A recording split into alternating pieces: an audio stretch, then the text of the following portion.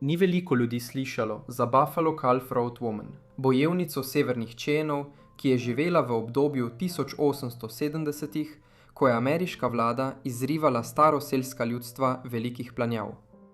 A morali bi vedeti več o njej, saj je bila prav ona odgovorna za smrt poročnika Georgea Custerja v zloglasni bitki pri Little Bighornu leta 1876. Malo je znanega o ozadju in zgodnjem življenju ženske, ki bo kasneje postala osrednja osebnost nekaterih najbolj znanih dogodkov pri uničenju Indijancev s planjav in vojni ameriške vlade proti njim v 1870-ih. Ženska z imenom Buffalo Calf Road Woman, ki je bila znana tudi kot Buffalo Calf Road Woman ali celo pogumna ženska, se je verjetno rodila v 1840-ih ali zgodnjih 1850-ih letih.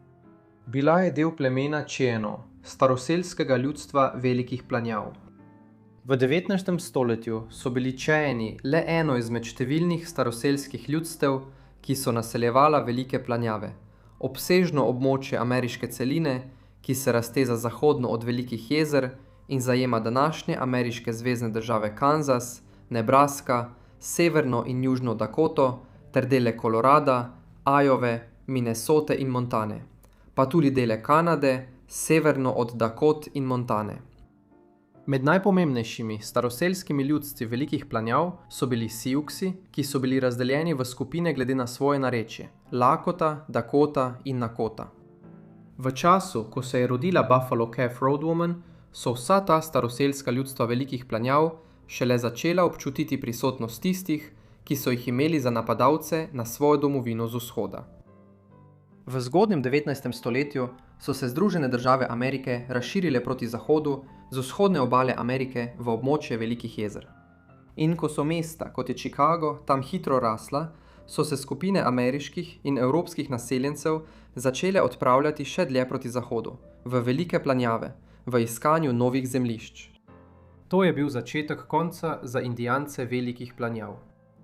Prvi večji znak spora med vlado ZDA in staroselskimi ljudstvi velikih planjav se je pojavil leta 1854, ko je bila Buffalo Calf Road Woman še otrok.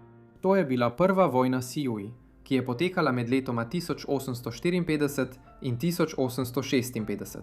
V 60. letih 19. stoletja so sledili nadaljnji spopadi, saj vlada ZDA ni spoštovala dogovora, ki ga je dosegla z nekaterimi Sioux, da bi ti odstopili del svojega ozemlja Washingtonu v zameno za obsežno odškodnino. Vsi ti spopadi so se zaostrili po letu 1862, ko se je v Montani začela zlata mrzlica in so se tisoči iskalcev zlata začeli seliti čez velike planjave proti Grasshopper Creeku in Elder Gulchu, kjer naj bi bilo v Montani po govoricah najdeno zlato. Končno je leta 1868, po nadaljnjih nemirih med vlado ZDA in številnimi staroselskimi ljudstvi velikih planjav, bil podpisan sporazum iz Fort Laramija. Ta je namenil črne hribe v Dakoti in Wyomingu za staroselska ljudstva, ter določil še več drugih rezervatov v Nebraski in Montani. Toda sporazum je prinesel le začasen mir. Buffalo Calf Road Woman pa bo igrala osrednjo vlogo v dogodkih, ko se je konflikt v 70. letih 19. stoletja ponovno začel. Sredi 70. let 19. stoletja se je Buffalo Calf Road Woman poročila. Čeprav so podrobnosti o njenem osebnem življenju in zgodbi pred letom 1876 zelo skope, vemo, da se je poročila z moškim po imenu Črni Kojot in da sta imela skupaj 2 otroka. Ta 2 otroka sta se morala roditi šele v zgodnjih do srednjih 70. letih 19. stoletja, saj je verjetno nekoliko romantiziran zapis o Buffalo Calf Road Woman jo na to opisuje, kako je leta 1876 jezdila v vojno z dojenčkom na hrbtu. Dogodki, zaradi katerih je Buffalo Calf Road Woman postala znana, so se začeli leta 1874. Tistega leta je ameriška vlada poslala odpravo iz Bismarcka v severni Dakoti v Črne hribe. Njihov cilj je bil najti primerno mesto za postavitev utrdbe, nadalje raziskati to območje in preveriti možnosti za dobičkonosno rudarjenje zlata. Odpravo je vodil podpolkovnik George Armstrong Custer, Človek, ki je 2 leti kasneje postal slaven iz vseh napačnih razlogov. Odprava v Črne hribe leta 1874 je bila kršitev pogodbe iz Fort Laramija, vendar Siouxsi in druga ljudstva velikih planjav niso takoj reagirali. Namesto tega so jih v ukrepanje prisilili kasnejši dogodki. Po odpravi so se razširile govorice, da so v Črnih hribih bogate zaloge zlata, in v nekaj tednih so se iskalci zlata in špekulanti, ki so želeli obogateti, začeli množično zgrinjati v Črne hribe. Sprva so nekateri Siouxsi poskušali pogajati z ameriško vlado in v Washington DC poslali nekaj svojih vodilnih poglavarjev, Rdeči oblak in Pegasti rep, da bi zaprosili za ustavitev navala naseljencev v Črne hribe. Vendar so imeli drugi pogajanj dovolj. Tako sta poglavarja Sedeči bik in Nori kon leta 1876 vodila zvezo Siouxsov in Cheyenneov v vojno proti vladi ZDA. Velika vojna Siouxsov, kot je postala znana, je prinesla, da je Buffalo Calf Road Woman postala pomembna osebnost. Prvi večji spopad vojne, kjer se je pojavila Buffalo Calf Road Woman, je bila bitka pri Rosebudu 17. junija 1876 na ozemlju Montane. Tukaj se je skupina med 1000 in 2000 Siouxsi in Cheyennov spopadla s približno 900 ameriškimi vojaki pod vodstvom generala Georgea R. Crooka blizu potoka Rosebud. Sledile so ure občasnih spopadov, Siouxsi in Cheyenne pa so poskušali napasti Crookove vojake, preden so se za kratek čas umaknili. Vendar pa je Crook sčasoma začel prevzemati pobudo in Siouxsi ter Cheyenne so se začeli umikati. Nato je nenadoma Buffalo Calf Road Woman pridirala nazaj proti Crookovim silam. Njen brat, ugledni cheyenski bojevnik Chief Combs Insight, je bil ranjen in bi ga morali pustiti na bojišču, če ne bi bilo storjeno ničesar. Buffalo Calf Road Woman je zgrabila svojega brata in z njim odjahala nazaj na varno. Pripovedi v bitki kažejo, da je to dejanje spodbudilo Siouxse in Cheyenne, da so se znova zbrali in da je bil Crook v naslednjih urah prisiljen v taktični umik, da bi počakal na okrepitve. V čast njenim dejanjem so prebivalci velikih planjav bitko poimenovali kot boj, kjer je dekle rešilo svojega brata. Bitka pri Rosebudu pa je bila le uvod v bolj zloglasni spopad velike vojne s Siouxsi. Le nekaj več kot teden dni po prvi bitki, 25. junija 1876, sta Sedeči bik in Nori kon razporedila silo, ki je štela med 2000 in 2500 mož. Indijanci Siouxsi in Cheyenne so se razporedili vzdolž reke Little Big Horn v rezervatu indijancev Crow v jugovzhodnem delu ozemlja Montane.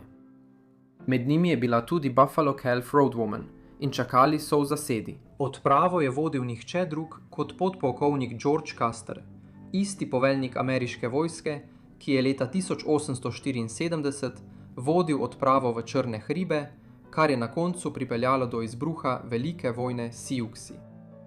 Custer je imel s seboj 7. konjeniški polk s približno 700 možmi, a tisti dan je Custer naredil resno napako. Kljub poročilom o moči Siouxsov in Cheyennov na tem območju je razdelil svoje poveljstvo. Ko sta to videla, sta Sedeči bik in Nori kon ukazala napad na Custerja in njegovo manjšo enoto. V zasedi, ki je sledila, so jih obkolili in na koncu sta bila Custer in 268 njegovih mož ubitih, kar je pomenilo eno največjih zmag staroselcev velikih planjav nad ameriško vojsko. Kje v to zgodbo vstopi Buffalo Calf Road Woman? Danes verjamejo, da je bila prav ona tista, ki je ubila Custerja. Kljub vsemu temu je Custerjev poslednji boj, kot je postal znan v ameriški zgodovinski tradiciji, pravzaprav le del ameriške zakonodaje. Pravzaprav vemo zelo malo o tem, kaj se je zgodilo s Custerjem, saj so bili skoraj vsi Američani v bližini ubiti, edine preživele priče pa so bili Siouxsi in Cheyenne. Toda leta 1005 je bilo razkrito nekaj osupljivega. Starešina Cheyennov z imenom Frank Rowland je za časopis Independent Record v Montani o bitki pri Little Big Hornu povedal, da so poglavarji rekli, naj obljubijo molk za 100 poletij. 100 poletij je zdaj minilo in prekinjamo svoj molk. Nadaljeval je zgodbo, kako je več bojevnic čakalo ob robu bitke, ko je Buffalo Calf Road Woman pridrvela naprej in z gorjačo zbila Custerja s konja. Verjetno so ga pohodili ali pa si je pri padcu zlomil glavo, saj naj bi ga ona ubila. Tako ima Buffalo Calf Road Woman svoje mesto v analih ameriške zgodovine kot ženska, ki je ubila Custerja v njegovem zadnjem boju. Od takrat naprej je bitka pri Little Big Hornu postala najbolj znan dogodek v vojnah med vlado ZDA in staroselskimi ljudstvi velikih planjav. Na koncu pa je bila velika zmaga, ki sta jo dosegla Siouxi in Cheyenne v bitki pri Little Big Hornu, vrhunec njihove sreče v veliki vojni Siouxev. Ko je vlada prejela novico o porazu Custerjevih mož, so jeseni v regijo poslali dodatne sile. Ko so spomladi 1877 začeli nove vojaške pohode, so se številna plemena, ki so bila vključena v konflikt, začela predajati vladi. Septembra 1877 so norega konja prijeli in ubili. Sedeči bik je nato nekaj svojih privržencev popeljal čez severno mejo v Kanado. Do leta 1878 se je vojna zaključila in mnoge, ki so bili vpleteni, so preselili na nove indijanske rezervate. Veliko Cheyenneov, vključno z Buffalo Calf Road Woman, njenim možem Črnim kojotom in njunima 2 otrokoma, so preselili na jug v Oklahomo. In prav njihovo zaprtje tukaj je privedlo do zadnjega dogodka, ki ga poznamo iz življenja ženske, ki je ubila Custerja pri Little Big Hornu. Na rezervatu v Oklahomi je kmalu izbruhnila ošpice, ki je začela desetkati tamkajšnje Cheyenne. Zato so poglavarji avgusta 1878 začeli organizirati svoje ljudi, da bi se vrnili na sever, na svoja pradavninska ozemlja. Zato so 8. septembra njihovi poglavarji, Mali volk, Topa nož, Divji prašič in Leva roka vodili približno 350 Cheyenneov svojega rezervata proti severu. Med njimi sta bila tudi Buffalo Calf Road Woman in njena družina. Ta pohod je postal znan kot Eksodus severnih Cheyenneov. Eksodus severnih Cheyenneov se je na koncu končal z uspehom. Glavna skupina se je vrnila na sever in jim je zvezna vlada na koncu dodelila nekaj zemlje v Montani, kjer so smeli ostati. Toda Buffalo Calf Road Woman in njena družina tja nikoli niso prišli. Na poti se je njen mož Black Coyote zapletel v prepir z drugim moškim, imenovanim Black Crane, in ga je ustrelil ter ubil.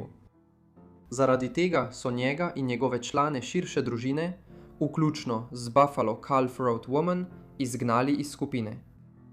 Njihova končna poguba se je zgodila pozno spomladi leta 1879. Takrat so bili udeleženi v incidentu pri Mizpah Creeku z nekaterimi ameriškimi vojaki. Zaradi tega so vojake poslali iz bližnje utrdbe Fort Keogh in 10. aprila 1879 so majhno skupino areterali ter poslali v Miles City v Montani. Tam so Black Coyoteja obtožili in spoznali za krivega umora ter ga skupaj s 3 drugimi moškimi skupine obsodili na usmrtitev v začetku junija.